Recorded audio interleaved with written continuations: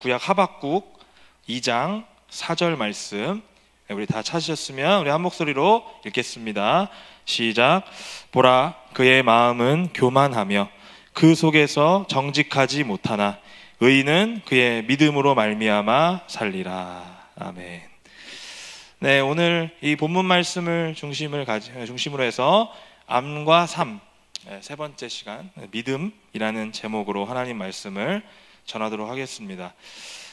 우리는 이제 살아가면서 아는 대로 삽니다. 그러니까 우리가 모르는 거 가지고 붙들고 사는 사람은 없어요. 무슨 말이냐면 우리가 뭐 지식이든 삶의 지혜든 우리가 아는 거를 가지고 삶을 살아가죠. 그래서 우리 속담에도 아는 것이 힘이다라는 이제 말이 있는데, 아는 것이 많으면 왜 좋으냐면 그만큼 삶의 영역도 다양해지고 넓어지고 우리 삶에서 누릴 수 있는 게 많아지기 때문에, 그래서 아는 것이 힘이 된다는 거죠. 우리 신앙생활 역시도 마찬가지입니다. 우리의 신앙도 아는 대로 믿게 되어 있습니다. 그러니까 우리가 너무 모르면 신앙생활을 제대로 살아내기가 어렵습니다.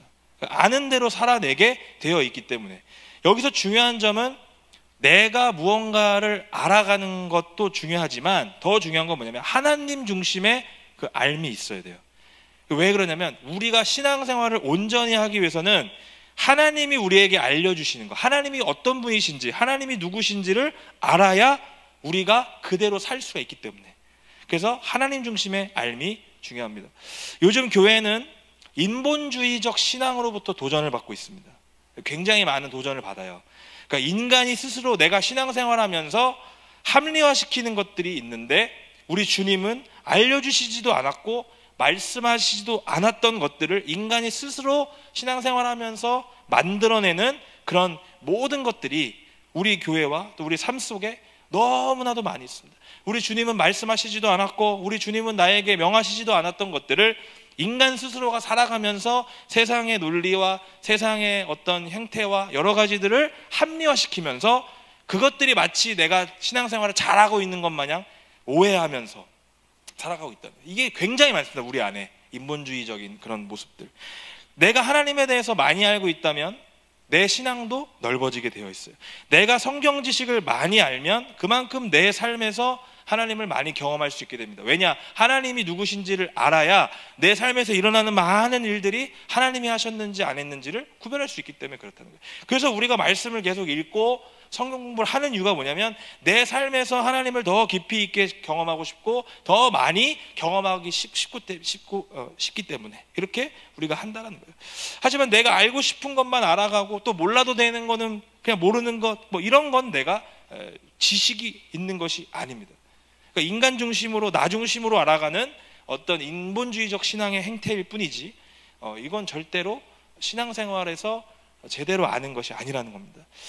사도 바울은 성도들이 궁극적으로 추구해야 될 것을 성경에서 이렇게 말하고 있는데, 에베소서 4장 13절 말씀 우리 다 같이 한번 읽어보겠습니다.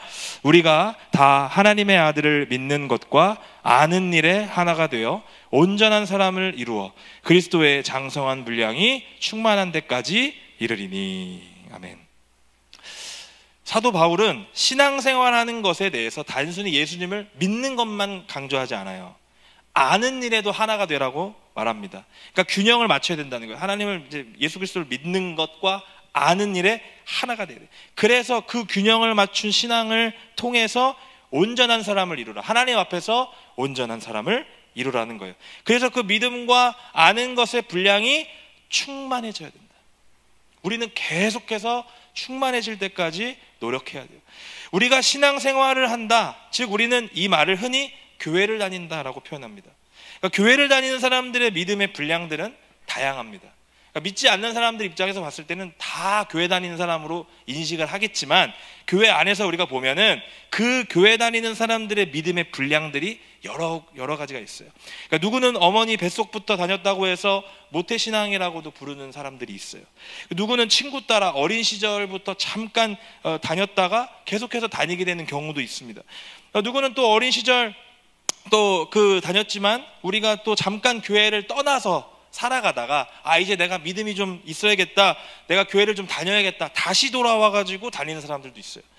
누구는 전혀 교회를 알지 못하지만 이제 좀 관심이 생겨가지고 좀 다녀봐야겠다라고 생각하면서 나오는 사람들이 있어요. 그러니까 교회 다니는 우리의 겉모습을 보면은 아주 뭐 비슷해 보이지만은 실제로 그 신앙의 상태는 다 다양하다는 거죠.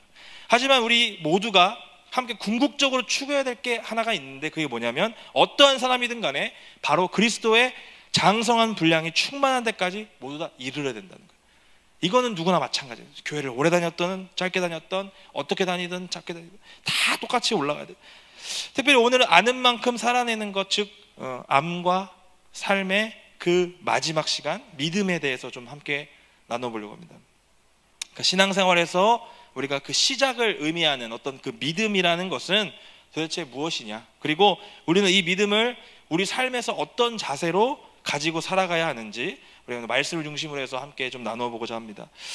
믿음이라는 것은 우리가 교회를 다니면 아마도 가장 많이 듣는 말이 아닐까 생각해 봅니다.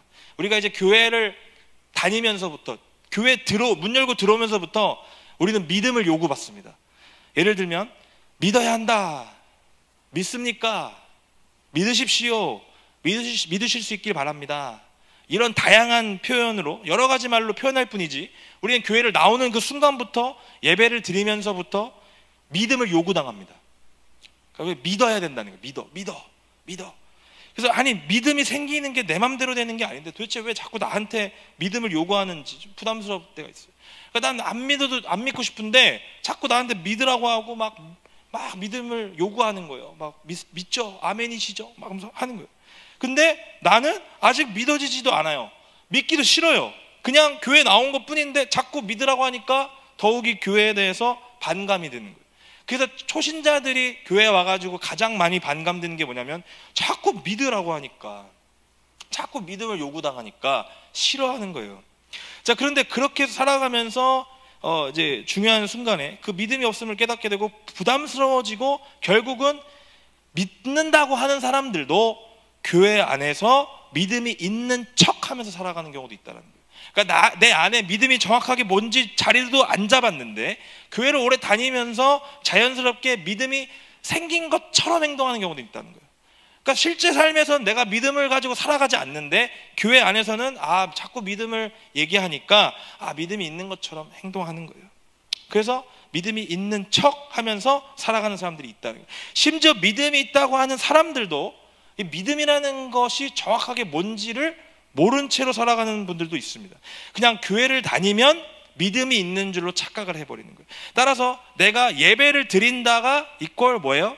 믿음이 있다라고 착각을 한다는 말이죠. 근데 그렇지 않다는 거예요. 믿음은 그런 사람이 아니에요. 내가 예배를 그냥 드리러 오니까, 내가 목장 모임에 참석하고 있으니까, 주일에 교회에 내가 계속 있으니까 믿음이 있는 걸로 착각하는 사람들이 많다는 거죠. 따라서 우리 모두는 믿음이 있든지 없든지, 내가 믿음이 뭔지 아는지 모르든지 간에 우리의 믿음을 점검해 볼 필요가 있다는 거죠. 우리는 믿음 앞에서 다시 한번 나 스스로를 점검해 봐야 돼요. 내가 믿음이 있다면 더 굳건하게 해야 되고요.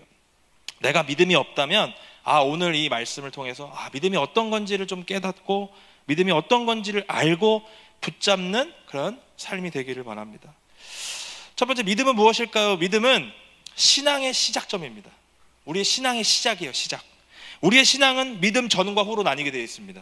왜냐하면 믿음은 성경이 말씀하는 구원에 이르는 유일한 방법이기 때문에, 구원을 받았다 안 받았다를 나눌 수 있는 유일한 기준은 믿음입니다. 따라서 믿음은 무엇이냐? 구원에 이르는 유일한 방법이라고 성경은 우리에게 말씀합니다. 로마서 1장 16절에서 17절을 다 같이 한번 읽어보겠습니다. 시작. 내가 복음을 부끄러워하지 아니하노니 이 복음은 모든 믿는 자에게 구원을 주시는 하나님의 능력이 됨이라. 먼저는 유대인에게요 그리고 헬라인에게로다. 복음에는 하나님의 의가 나타나서 믿음으로 믿음에 이르게 하나니 기록된 바 오직 의는 믿음으로 말미암아 살리라 함과 같으니라. 아멘. 로마서 1장에서 제시하고 있는 이 복음에 대한 내용, 구원에 대한 내용은 우리 그리스도인들이 붙잡고 살아야 되는 가장 중요한 말입니다. 그래서 바울이 이렇게 선언을 하는 거지 않겠습니까? 로마서 1장은 오늘 본문 하박국 2장 4절 말씀을 인용해요. 그래서 의인은 믿음으로 말미암아 살아야 된다라는 말씀을, 의인의 삶은 곧 무엇이냐? 구원받은 삶이다. 그러니까 의인은 무슨 어떤 사람이에요? 구원받은 사람이라는 거예요. 의인은. 그러니까 우리가 뭐 의인이라는 게 나는 아무 죄가 없어, 나는 아무 문제 없이 살아가고 있어 라는 사람을 뜻하는 게 의인이 아니라, 저 사람 정말 선행을 하고 있어, 착한 사람이야, 그게 의인이라는 말이 아니라, 성경에서 말씀하고 있는 의인은 뭐냐면 구원받은 사람이에요. 그러니까 그 구원받은 삶이라고 선언하고 있는 겁니다. 바울은 복음을 부끄러워하지 않는다 이렇게 선언하죠. 그 이유는 무엇이냐? 이 복음을 부끄러워하지 않는 이유는 이 복음이 하나님의 능력이기 때문에. 근데 무슨 능력이냐? 믿는 자에게 구원을 주시는 하나님의 능력이다라고 얘기해요. 그 대상은 누구냐? 유대인이든 헬라인이든 상관없다. 다시 말하면 누구에게나 다 열려있다. 따라서 믿음은 무엇이냐면, 내가 출신이 어떤 사람이든 몇 살이든 무슨 경로를 통해서 교회를 왔든 상관없이, 차별 없이 누구나 구원을 받을 수 있는 방법이다. 믿음이 바로 그거라는 것을 우리에게 말씀해 주고 있다는 거죠. 우리의 삶은 본래 하나님과 멀리 떨어져서 살 수밖에 없어요. 그 이유는 뭐냐면 우리의 본성 가운데 죄가 있기 때문입니다. 기본적으로 우리의 본성은 하나님과 멀어지려고 하게 돼 있어요. 그래서 우리를 죄인이라고 하는 겁니다. 이 죄라는 말 자체가 하나님과 멀리 떨어져 있는 상태를 의미하는 말이죠. 그래서 어떤 죄를 짓는 결과를 의미하는 게 아니라, 어떤 범죄를 말하는 게 아니라, 어떤 실수를 의미하는 것이 아니라 그 자체, 그 상태, 그러니까 하나님과 지금 멀어져 있는 그 상태가 죄예요. 그러니까 너가 죄인이라는 말은 듣기 싫어, 나 범죄 안 했는데, 나 착하게 살았는데, 그런 뜻으로 말하는 죄가 아니라, 너 하나님과 지금 가까이 있지 않구나, 너 지금 하나님과 멀리 떨어져 있구나, 하나님께로 가까이 가려고 하지 않는구나 라고 하는 말이라는 거죠. 그래서 로마서 3장에서는 우리 인간들 중에는 의인은 없는데 하나도 없다라고 선언합니다. 왜? 인간은 원래부터 하나님과 멀리 떨어지려고 하는 습성을 가지고 태어나기 때문에 그렇다는 거죠. 다시 말하면 그 어떤 사람도 이 죄에서 자유할 수 있는 사람은 없다라는 이야기입니다. 그래서 죄로 인해서 하나님을 떠나서 누구나 다 그렇게 살아간다는 얘기예요. 이게 죄예요, 죄. 여기서 문제는 뭐냐면 인간 스스로가 이 죄를 극복할 수 없다는 데 있습니다. 우리의 힘으로, 우리의 어떤 노력으로 이 죄의 상태를 극복할 수 있는 사람은 아무도 없다는 거예요. 아무리 내가 발버둥을 치더라도, 별의별 방법을 다 쓰더라도 절대로 이 죄의 상태를 극복할 수 있는 사람은 없다는 거예요. 오직 이것을 벗어날 수 있는 것은 무엇밖에 없느냐? 믿음밖에 없다는 거죠.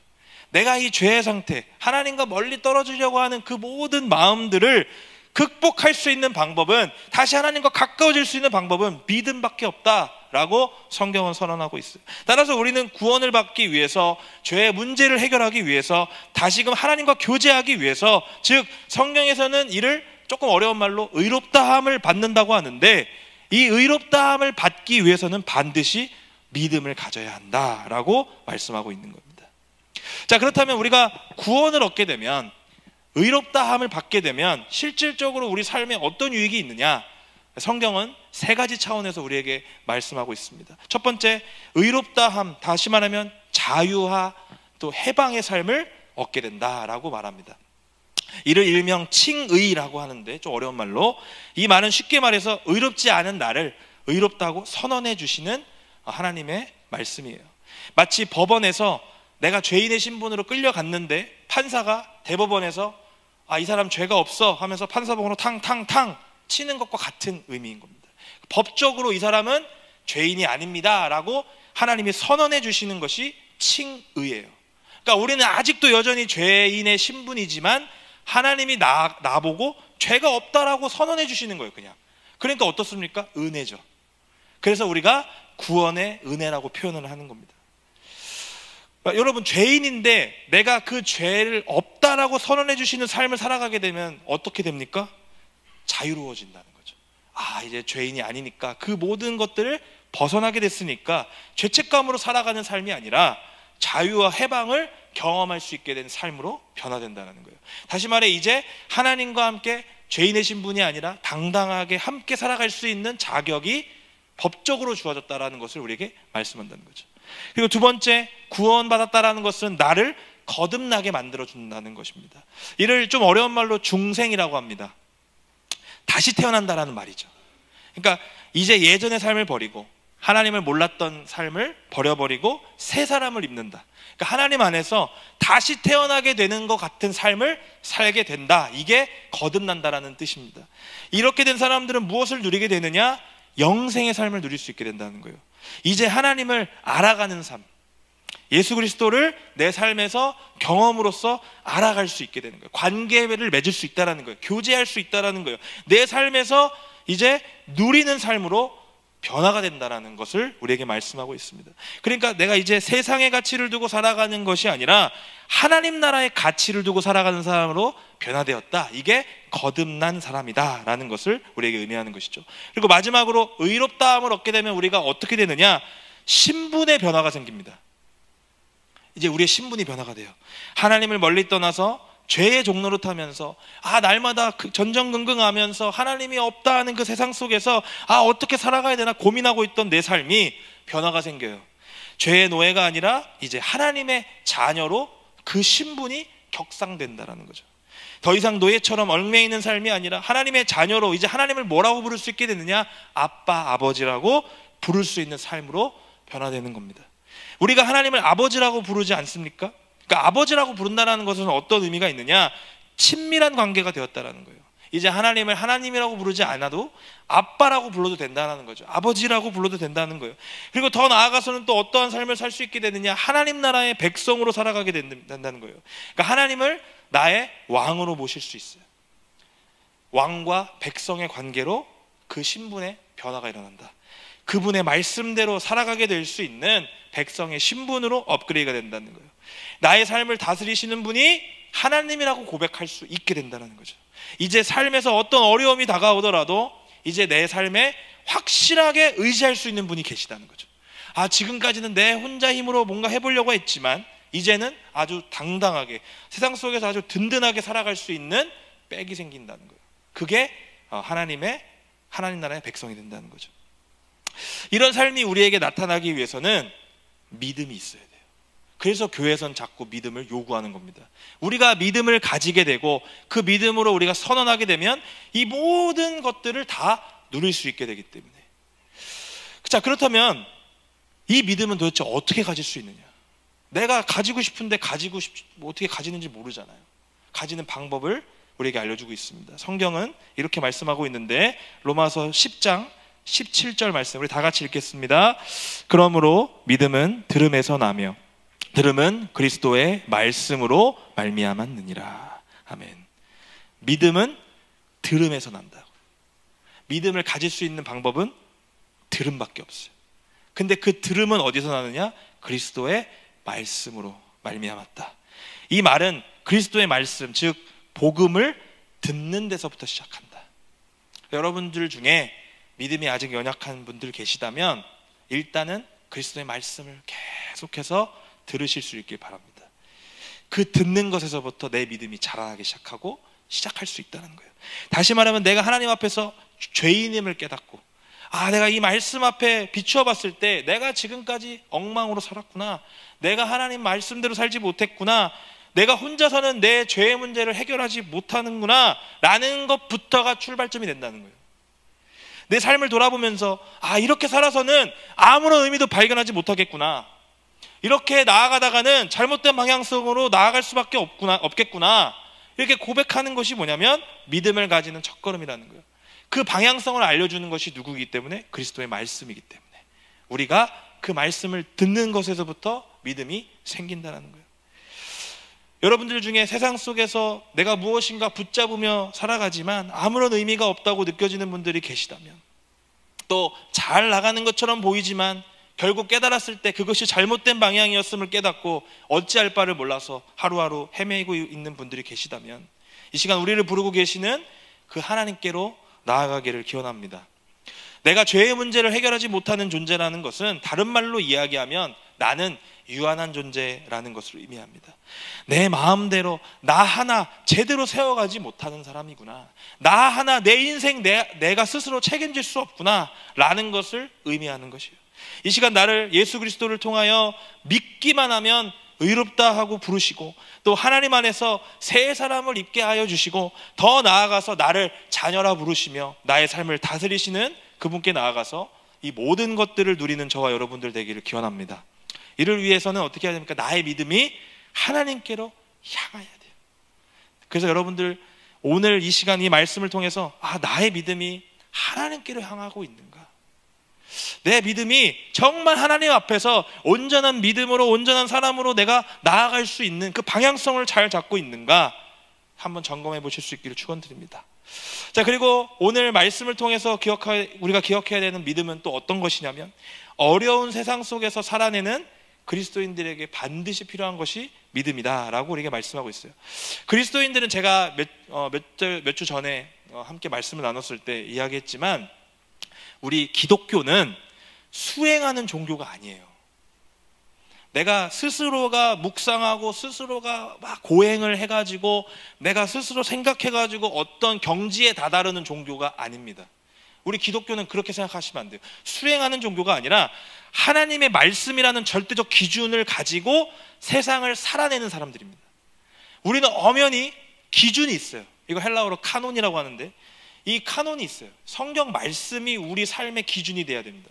그래서 우리가 세상을 살아내는 사람들이기 때문에 이 세상을 살아낼 때 반드시 필수적인 것이 하나가 있어요. 그게 뭐냐면 믿음이라는 거예요. 믿음. 여러분, 우리가 살아가는 이 세상은 살기 쉽지 않습니다. 절대 쉽지 않습니다. 매우 어지럽고 혼란스러운 곳이에요. 그리스도인들이 이 무대에서, 세상이라고 하는 무대에서 살아내는데 반드시 필요한 것이 믿음입니다. 따라서 두 번째 믿음의 의미는 뭐냐면, 우리를 세상 속에서도 여전히 하나님 안에서 살아내도록 만드는 힘이라고 할 수 있다는 거죠. 그래서 믿음은 능력입니다. 왜? 이 어지럽고 혼란스러운 세상 속에서 마음을 지키고 하나님 안에서 끝까지 그것을 붙들고 살 수 있는 능력이기 때문에 그렇다는 것이죠.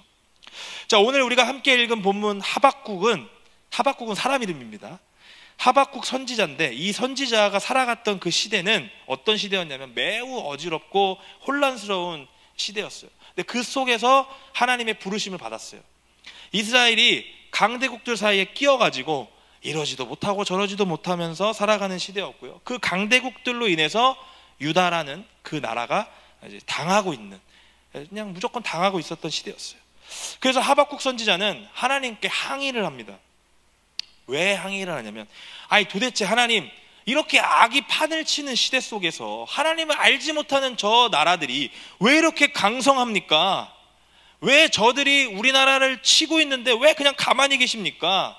하나님, 이렇게 악인들이 득세하는 시대 속에서, 이렇게 불의함 속에서 왜 침묵하십니까? 왜 가만히 내비두십니까? 라고 하나님한테 따지듯이 질문을 하는 거예요. 그 가운데 하나님은 말씀하세요. 비록 더딜지라도 기다리라. 지체되지 않고 반드시 너의 기도에 응하겠다. 하나님은 침묵하지 않으시고 불의함을 가만히 두지 않으실 것이다. 이렇게 말씀을 하셔요. 어려운 세상 속에서 가져야 하는 것은 뭐냐면, 악인들처럼 교만하고 정직하지 못한 마음으로 살아가는 것이 아니라 믿음으로 살아가는 것이다. 아무리 득세하는 악인들이 강해 보여도 결국에는 믿음을 가지고 있는 자만이 하나님 안에서 살아남을 수 있다는 말씀입니다. 시편의 기자들도 역시나 이렇게 불의로 가득 찬 세상을 고발하고 있는 시를 많이 쓰는데, 시편 14편 1절 말씀 우리 다 같이 함께 읽겠습니다. 어리석은 자는 그의 마음에 이르기를 하나님이 없다 하는도다. 그들은 부패하고 그 행실이 가증하니 선을 행하는 자가 없도다. 아멘. 이 시편은 다윗의 시입니다. 다윗. 이 다윗은 어떻게 성경에서 어리석은 자를 정의했냐면, 하나님이 없다고 하는 자들을 어리석은 자라고 이렇게 정의했습니다. 시편 14편은 시편 53편하고 거의 일치하는 내용이에요. 둘 다 다윗이 지은 시편인데, 다윗이 이 시를 지었던 그때의 특징이 뭐냐면, 하나님이 없다라고 하는 사람들이 많이 있었다라는 거예요. 근데 여러분 잘 생각해 보세요.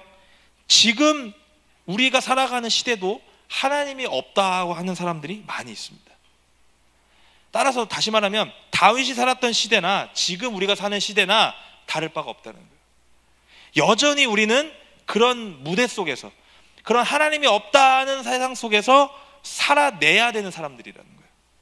무엇을 가지고 살아내야 되느냐? 히브리서 11장 6절 말씀 읽겠습니다.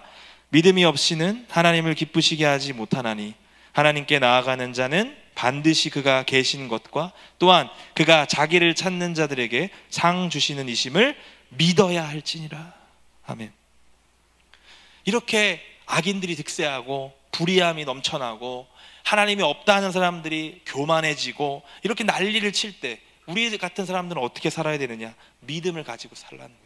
왜? 그 믿음이 하나님을 기쁘게 하실 수 있기 때문에, 하나님께 나아갈 수 있기 때문에, 하나님이 계시는 것을 믿는 순간 우리가 상을 주실 수 있다는 것을 우리가 확신할 수 있기 때문에, 따라서 하나님이 계시다는 것, 하나님이 이 어려움을 반드시 끝내실 것이라는 것, 하나님이 이 불의로 가득 찬 세상 속에서 우리를 버리지 않고 함께 하신다는 사실을 믿으면서 살아내야 된다는 거예요. 우리가 끝까지 오늘 하루하루를 하나님이 계시다는 그 믿음으로 살아가면서 그 믿음을 가진 자들에게 상 주시는 이심을 믿는 그 믿음으로 살아가야 한다는 것을 말씀하고 있다는 겁니다.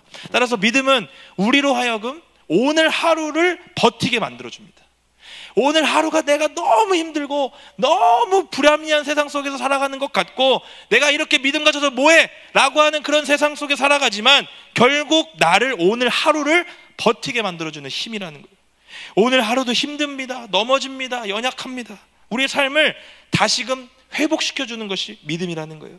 비록 나는 넘어지지만, 비록 나는 말씀으로 사는데 한계가 있지만 하나님은 나와 끝까지 함께 하실 것이다.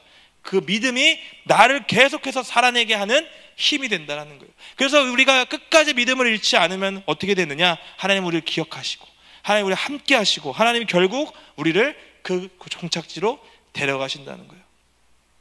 여러분, 한 버스가 있어요. 우리가 정류장에서 버스를 기다립니다. 이 버스가 왔어요. 이제 그 버스에 종착지가 써 있는데 종착지가 하나님이라고 써 있어요. 그래서 이제 제가 이 버스 이름을 구원 버스라고 이제 그냥 제 마음대로 지을게요. 이 버스를 타기 위해서 많은 사람들이 정류장에서 기다리고 있어요. 막 줄을 서 있습니다. 버스가 오네요. 이제 버스에 올라탑니다. 버스 요금이 있는데 그 버스 요금은 예수 그리스도를 나의 구주로 믿습니다 하면 다 탈 수 있어요. 자, 그렇게 고백하면 누구나 올라탈 수 있습니다. 사실상 무료죠. 버스는 계속 갑니다. 이 버스 안에 사람들이 많이 있는데 아스팔트로 잘 닦여진 길로도 버스가 가지만 포장이 전혀 안 되어 있는 험한 도로도 이제 막 지나갈 때가 있어요. 버스가 포장이 잘 된 길로만 가면 평탄하고 좋죠. 그런데 험한 도로로 지나갈 때는 어떻습니까? 버스가 막 요동치고 꿀렁꿀렁대고 막 힘들어요. 너무 심한 나머지 어떤 사람들은 중간에 벨을 누르고 내립니다. 내 마음도 흔들려요. 아우, 나도 좀 멀미가 있는 것 같아. 아우, 좀 힘들어. 내리고 싶어요. 막 누르고 싶어요. 그런데 여기서 내리면 종착역까지 갈 수가 없어요.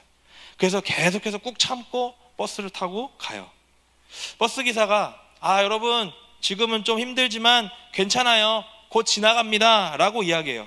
버스 기사의 이름이 적혀져 있는데 그 이름이 성령님이라고 적혀져 있어요. 성령이 그 버스에 탄 사람들을 다독이면서 계속해서 목적지를 향해서 갑니다. 험한 길을 지나서 또 꼬불꼬불 길을 지나서 끝까지 버틴 그 사람들을 데리고 목적지인 하나님께로 왔어요. 중간에 내리지 않고 힘들지만 끝까지 버틴 사람들은 어떻게 돼요? 하나님께로 우리가 다다를 수 있게 되었다는 거예요. 여러분, 우리도 마찬가지 아니겠습니까? 우리는 이 버스에 올라탄 사람들입니다. 우리가 탄 버스는 평탄하고 포장된 길로만 가지 않아요. 힘들고 어려운 길로도 갑니다. 심지어 어떨 때는 바퀴가 빠질 때가 있어요. 오도 가도 못하는 상황으로 가기도 합니다. 그리스도인들은 이런 어려움 속에서 살아가는 가운데 믿음을 가지고 끝까지 그 버스에서 내리지 않고 가야 되는 사람들입니다. 하나님이 이런 상황 속에서도 함께 하시면서 나를 도우시고 계시고 또 나를 지키시고 계신다는 사실을 믿으면서 오늘 하루하루를 살아내는 사람들이에요. 성령이 나를 도우시고 지금도 그 길로 인도하고 계시며 그 길을 지나가게 하신다는 믿음이 있어야 됩니다. 바라건대 불의가 가득 차고 하나님이 없다고 선언하는 이 시대 속에서 살아가는 우리 모두가 하나님을 믿는 그 믿음으로 삶을 올바르게 살아내기를 주님의 이름으로 축원드립니다. 여러분, 청년의 때는 수많은 요동치는 그런 유혹들이 있어요. 내가 이 믿음을 가지고 살아가는 것이 맞는 건가? 내가 이 가고 있는 길이 정확한 길인가 정말 알지 못하고 또 두렵고 또 떨리는 그런 삶을 살아갑니다. 하지만 여러분, 우리가 믿고 있는 그 믿음이 여러분들을 반드시 우리의 종착지로 데려다 주실 겁니다. 여러분들이 끝까지 이 믿음을 놓치지 않고 어떠한 유혹 속에도 우리가 끝까지 오늘 하루를 버티고 살아내면 우리는 결국 하나님과 함께 동행하는 삶을 살아가게 된다는 것이죠. 우리 마지막으로 요한일서 5장 4절 말씀 읽고 마무리합니다. 함께 읽겠습니다. 무릇 하나님께로 난 자마다 세상을 이기느니라. 세상을 이기는 승리는 이것이니 우리의 믿음이니라. 아멘. 사랑하는 청년 여러분들, 믿음은 세상을 이기게 하는 놀라운 하나님의 능력입니다. 세상이 아무리 변하고요, 혼란스러워져서 우리로 하여금 어떤 것이 진리인지 알 수 없게 만드는 그런 시대가 오더라도 그 자체를 부정하도록 만들게 한다 해도 믿음만 있다면 우리는 언제든지 세상을 이기며 나아갈 수 있습니다. 다윗이 살던 시대나 지금의 시대나 별다를 게 없죠. 똑같습니다. 조금 더 방향이나 조금 더 나타나는 결과물들이 다를 뿐이지 본질은 똑같아요. 하나님이 없다 하는 세상은 계속해서 이어질 겁니다. 여러분, 그 가운데서도 여러분 절대로 흔들리지 마시고 여러분 하나님 꼭 붙잡으시고 하나님 말씀대로 기준으로 살아갈 수 있는 여러분들이 되길 원합니다. 여전히 하나님이 계신 것이 의심스러운 분들 계십니까? 또 믿음이 없는 분들 계십니까? 믿음이 흔들리는 분들 계십니까? 오늘 이 말씀을 통해서 우리 모두가 새롭게 결단이 일어나기를 소망합니다. 오늘 우리 모두가 확신의 삶으로 이어지길 바랍니다. 그래서 하나님 안에서 우리의 삶 가운데 회복이 일어나고 또 어떠한 상황 속에서도 오늘 말씀처럼 승리할 수 있는 저와 여러분들이 되기를 주님의 이름으로 기원합니다.